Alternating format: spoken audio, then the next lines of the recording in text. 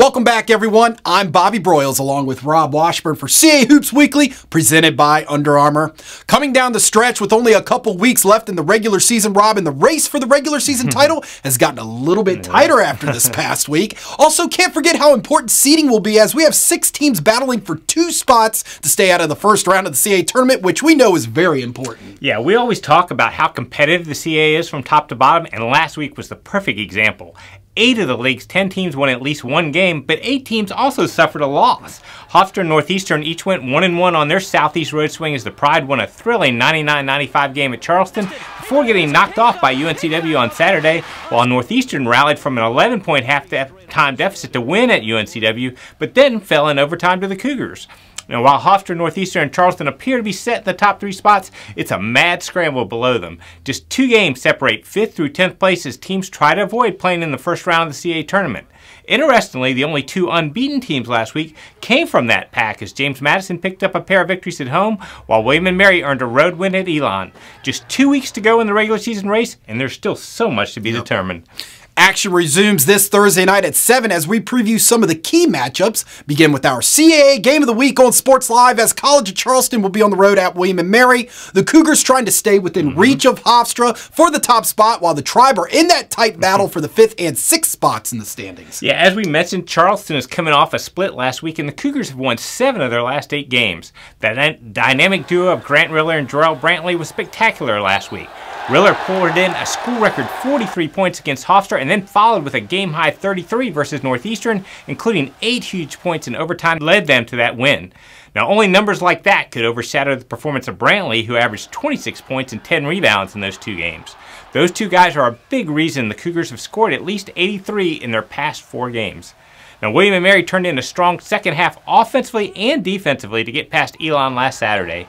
Nathan Knight continued his tremendous play with 35 points, 13 rebounds, and 4 blocks, becoming the first player in Tribe history to score at least 35 in back-to-back games. However, the key was the help he got in the second half from fellow juniors Justin Pierce and Matt Milan. Pierce recorded a double-double with 18 points and 12 boards and also dished out 6 assists, while Milan knocked down 5 threes and finished with 19 points. Now, when these 2 teams met in Williamsburg a year ago, the Tribe won a 114-104 overtime thriller. I wouldn't expect it to be quite as high scoring on Thursday, but there still should be plenty of points on the board. Absolutely. Also Thursday night at 7 on CA.TV and regionally televised on Nesson Plus, JMU will look to extend their winning streak to 3 as they travel to Boston to take on Northeastern. Yeah, JMU is playing some of its best basketball of the season right now, having won 3 of its last 4. The Dukes shot better than 51% from the floor in all 3 of those victories, and their defense has also been solid. Stuckey Mosley poured in a game-high 25 points against Delaware last Saturday and is averaging 21 points over his last 9 games.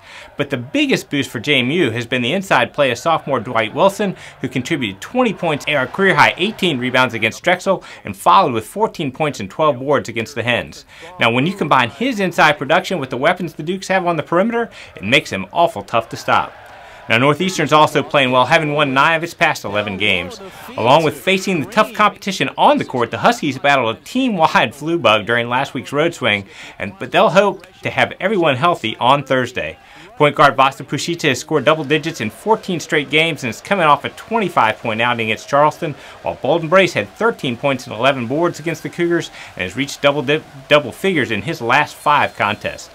Another guy to watch in this one is guard Jordan Rowland, who went 8 of 12 from 3-point range and tallied 29 points in the Huskies' 84-74 victory over JMU in Harrisonburg. Staying with the Dukes as we move to Saturday at 4 o'clock on CA.TV as JMU will complete their northern road swing at first place Hofstra. Yeah, despite last Saturday's loss to UNCW, Hofstra enters the week with a 2-game lead in the CA standings and is closed in on its first ever outright CA title. The Pride's won 19 of its last 21 and is really clicking offensively, averaging better than 85 points per game in CA play.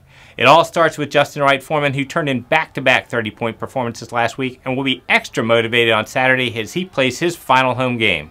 Eli Pemberton chipped in 23.5 points in last week's action, and the Pride continues to get production inside from Jaquil Taylor, who contributed 10 points and 10 rebounds in the 2 games and is shooting an unreal 86% from the floor over the past 4 contests.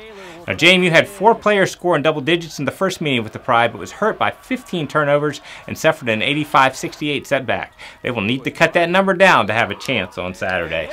Back to Boston we go at 12:30 on CA.TV as Northeastern plays host to Towson. Tigers nearly went 2-0 to stay in the top 6 of the standings last week, Rob. Yeah, Towson's another team that has been playing really well over the past month with 5 wins in the last 8 games. As usual, the Tigers are tough defensively and have held their last 5 opponents to under 45% shooting. However, the big change is how much they've improved on offense. Brian Fobbs has topped the 20-point mark in 6 of his last 9 games to lead the way, and backcourt mate Tobias Howard is coming off a career-best 26-point effort in last Saturday's win over Drexel. Towson's also getting production inside from Nakai Sanders, who had a career-high 17 points and 10 boards against the Dragons. Now, it'll be senior day at Northeastern as the Huskies honor point guard Basa Pushica and inside players Anthony Green and Jeremy Miller for their significant contributions. The Huskies made 13 three-pointers in their first meeting with Towson, which is usually enough to get a win, but they got out-rebounded 40-22 and fell 75-72. Keeping the Tigers off the glass will be a major priority on Saturday. And we wrap up back in Williamsburg. Saturday at 4 on CA.TV and regionally televised on Cox Yearview as William & Mary and UNCW will battle it out, which should be a fun one to watch if you like offense, Rob. Yeah, the first time these teams faced off at Trask Coliseum, both squads shot better than 50% from the floor and combined for 181 points as the Seahawks won by 5. Now, UNCW is riding the momentum from its victory over Hofstra last Saturday, and we'll see if they can take it on the road. Devontae Kaycock has recorded a nation's best 20 double-doubles, and he had 22 points and 16 boards in the first game with William & Mary. The Tribe also had problems containing point guard Kai Taves, who scored a career-high 23 points with 7 assists. Now, William & Mary didn't have any problem scoring the ball on the Seahawks as they knocked down 14 three-pointers, but will need to get better defensively to get a victory. Now, these teams are both in that pack of teams that we keep talking about, fighting to stay out of the bottom 4 in the standings, and this game could have a major impact when it comes to tournament seeding. Now here's a look at the rest of the upcoming action around CA men's basketball.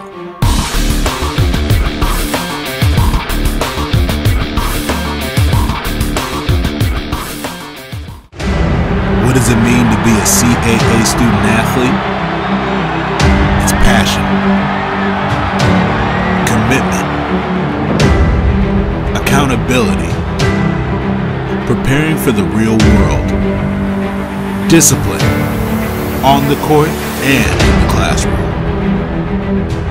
CAA Hoops. It's only for those who want it the most.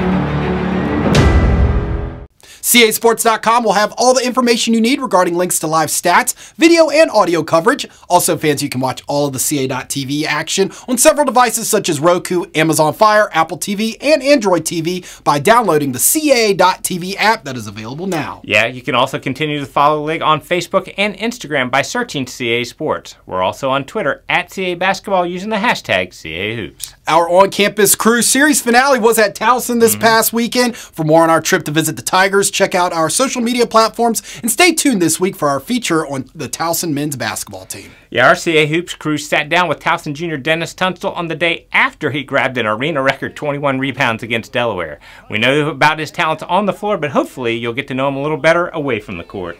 That is it from us today. Enjoy the games, everyone.